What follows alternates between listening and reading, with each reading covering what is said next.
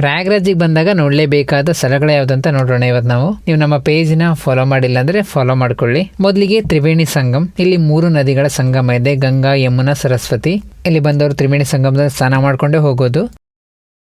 ಇಲ್ಲ ಅದಾದ್ಮೇಲೆ ಒಂದು ಬೋಟ್ ರೈಡ್ನ ತಪ್ಪದೆ ಹೋಗಿ. ಬೋಟಲ್ಲಿ ಹೋಗ್ಲಿಕ್ಕೆ ಕುಂಭಮೇಳ ಸಂದರ್ಭದಲ್ಲಿ ಜಾಸ್ತಿ ಚಾರ್ಜ್ ಮಾಡ್ಬೋದು, ಬೇರೆ ಸಮಯದಲ್ಲಿ 50-100 ರೂಪಾಯಿಲೇ ಆಗ್ತದೆ.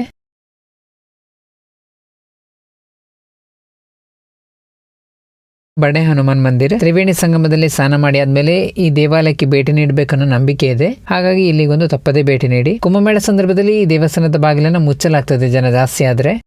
ಶಂಕರ್ ವಿಮಾನ ಮಂಟಪಂ, ಇದು ಬಡೆ ಹನುಮಾನ್ ಮಂದಿರದ ಹತ್ತಿರದಲ್ಲೇ ಇದೆ.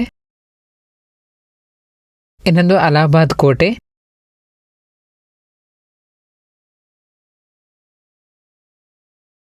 ಇನ್ನೊಂದು ನಾಗವಾಸುಕಿ ಮಂದಿರ. ಅಲೋಪಿ ದೇವಿ ಟೆಂಪಲ್, ಇದೊಂದು ಶಕ್ತಿಪೀಠ. ಶಿವಾಲಯ ಪಾರ್ಕ್. ಟಿಕೆಟಿಗೆ ವೀಕ್ ಡೇಸ್ ಎಲ್ಲ 50 ರೂಪಾಯಿ ಇರ್ತದೆ, ವೀಕೆಂಡಲ್ಲಿ ಮಾತ್ರ 100 ರೂಪಾಯಿ ಇರ್ತದೆ.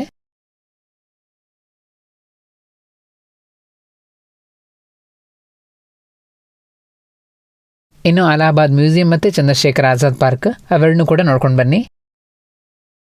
ಹೀಗೆ ನೀವು ಪ್ರಯಾಗ್ರಾಜಿಗೆ ಬಂದಾಗ ಈ ಎಲ್ಲ ಸ್ಥಳಗಳನ್ನಂತೂ ನೋಡಲೇಬೇಕು. ಪ್ರಯಾಗ್ರಾಜಲ್ಲಿ ಇನ್ನೂ ಕೂಡ ಹಲವಾರು ಸ್ಥಳಗಳಿವೆ, ಅದ್ರ ಬಗ್ಗೆ ಮುಂದೆ ಬರುವ ವಿಡಿಯೋಗಳಲ್ಲಿ ನಾವು ಮಾಹಿತಿ ನೀಡ್ತೇವೆ. ನಮ್ಮ ಪೇಜ್ನ ಫಾಲೋ ಮಾಡೋದು ಮರಿಬೇಡಿ.